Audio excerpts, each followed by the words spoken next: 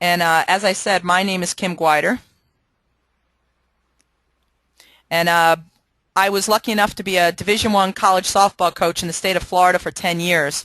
Very successful team, ranked in the top 25, had some very, very good wins against top 25 teams, Pac-10, SEC. One of my favorite tournaments to play at was at UF and beating them. So I am a reformed Gator hater. I now root for the Gators, as several of my players from the Gold Coast Hurricanes, who I work with now, we won the Gold National Championship when Gold National Championship actually meant something in 2008. And currently I'm instructing and doing things with FastPitch Online Showcase and some other websites that I'm working with. So I think I have a very unique perspective when it comes to college recruiting. I was a Division I coach for 10 years. I coached the Division II level for 4 years. I've worked with some great travel organizations. In fact, I started one up in New York. I work with Gold Coast down in Florida, and I'm currently working with some groups up in Connecticut. So I think being a college coach as well as a travel ball coach gives me somewhat of a unique perspective, that inside perspective on what actually happens and what do college coaches actually think and what are their motivations and how do they actually choose the kids that they're going to recruit. So this is a question I like to start off with every time I start one of these recruiting seminars is, think about this. Everyone here is involved in this webinar tonight because you're going to be starting some showcase tournaments in the next couple of months. Paul gave me this information. He said in the July 2010 Diamond Showcase in Plano, there were 160 teams. And if you think of the fact that there's probably 14 or 15 kids on a team, that's 2,400 players to be seen by these coaches at just one tournament. And Paul, how many fields do you use for the Plano tournament? We'll run anywhere from 24 to 26 fields. So you've got 24 to 26 fields going on with over 2,000 players. And one of the questions that always comes up when it comes to me in the recruiting process is, parents are always asking and coaches are always asking, well, what teams, what colleges are coming to the showcase? And I try and make them change their thinking a little bit, because just knowing who's coming to the showcase isn't the be-all, end-all, because that coach can show up to that showcase and there's 2,400 players to see. What's going to make your daughter stand out from the crowd and make that coach come and see your child at that tournament when there's 2,400 kids to be seen? It's kind of a daunting question when you think about it that way. And this webinar was entitled The Biggest Mistake. And we're all about to start these showcase tournaments, myself working them, but all of you out there, you're going to be going there and spending your summer vacations, your hard-earned money, going out to all these recruiting camps, these showcases, be it in Texas, Colorado at July 4th. You're going to be going all around the area this upcoming summer. And I think the biggest mistake you can make is hoping that coaches are just going to come and see your daughter play. I feel that a lot of the time parents treat it like their daughter's an actress and that they're waiting for her to be discovered. And that's really not the way you want to look at this process. Doing it that way, it's such a by chance kind of thing. What if the coach does come by and your daughter isn't playing that game? What if the coach comes by of the school she's always wanted to go to? Say it's UT. Your daughter's been dreaming about going to UT since she was in her footy pajamas. And the coach from UT comes by and your daughter gets hit by a pitch. And then the coach keeps walking. You need to find a way for that coach to come to that game to see your daughter. We can't make your kid better, but we can help you get your daughter's information to college coaches, and that's what we're going to talk about today. So the biggest mistake you can do when it comes to the recruiting process is showing up and hoping that coaches are going to come by and see your daughter. You really have to be more proactive and not leave such an important piece of the recruiting puzzle to chance like that. You need to give the coach a reason to come and see your daughter, stay and watch. So suppose she does get walked the first at-bat. You want that coach to stay and see your daughter's next at-bat. You want them to wait and see your daughter make a play. They need to know who your daughter is. They need to know that she's interested in their college, and they need to know why they should recruit her. And that's a big one, because these college coaches get thousands of emails. With the advent of email, it changed college recruiting forever when I was a college coach. It made the correspondence increase by at least a factor of 10. So how are we going to get this word out to the college coaches? How do we find this information out, and how are these college coaches finding us? Well, you have to tell them. You don't want to wait for that list of schools and hope that those schools come by. We want you to be more proactive in the recruiting process and not wait for them to come and see you. We want you to go out and get them to come to you. And we've got another little poll here, so give me a second while I get it up.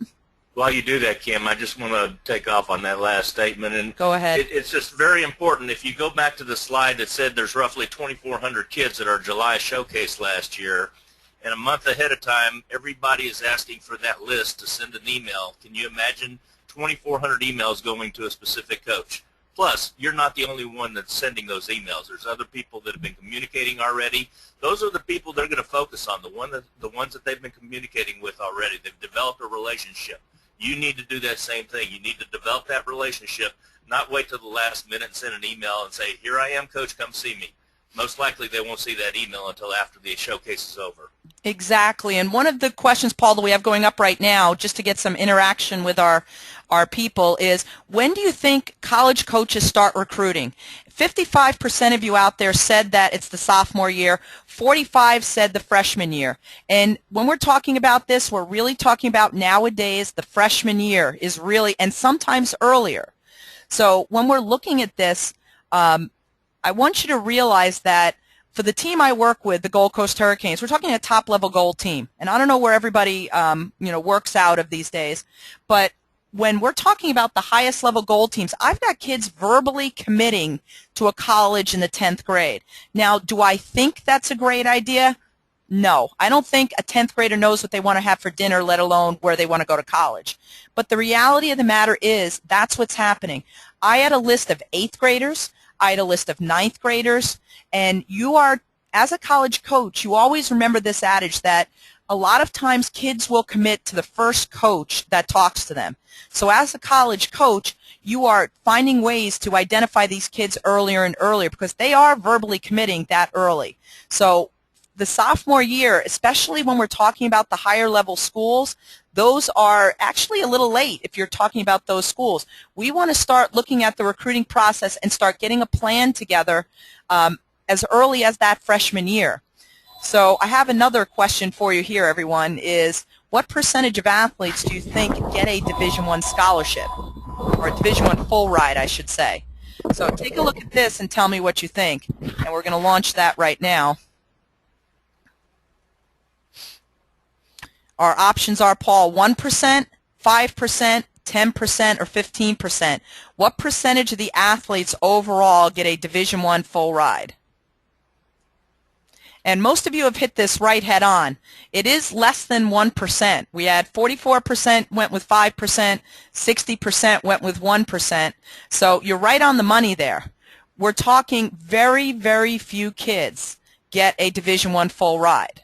So the reality of the recruiting process, and this is being said by somebody who was a Division I coach at a very successful program for a very long time, but full softball scholarships are few and far between.